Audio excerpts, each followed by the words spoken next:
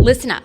The Trump administration is quietly trying to kill DACA and strip dreamers of their legal protections, so we need to speak up.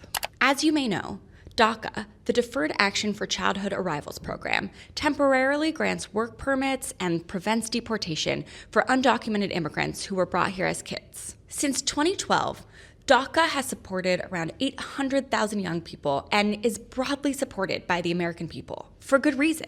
For many of these young people, the United States is the only country they have ever called home, and they have contributed so much to it. But DACA protections are temporary, and that's exactly what the Trump administration is exploiting right now. DACA recipients have to reapply every 2 years to maintain their legal status and to get their Employment Authorization Document, or EAD card, in other words, a work authorization. USCIS recommends that recipients start their reapplication process 4 to 5 months before their current form expires. But under the Trump administration, more and more DACA recipients have experienced delays so long that their status expires while they're waiting for USCIS. When that happens, people lose their work authorization and are suddenly vulnerable to being detained and deported, even though they've done nothing wrong and are following the rules. Employers are legally required to lay off qualified workers when their EAD expires. And that applies even in areas like healthcare where staff are in critically short supply. For dreamers, that means months of lost income and struggling to take care of their families and pay their bills. It means being forced to put their entire lives on hold, potentially risking their futures.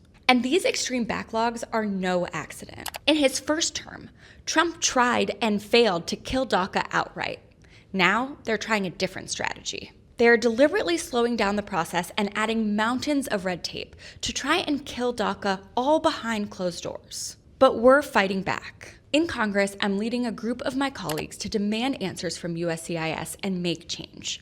If you agree, share this video and make your voice heard. We won't let the Trump administration get away with this.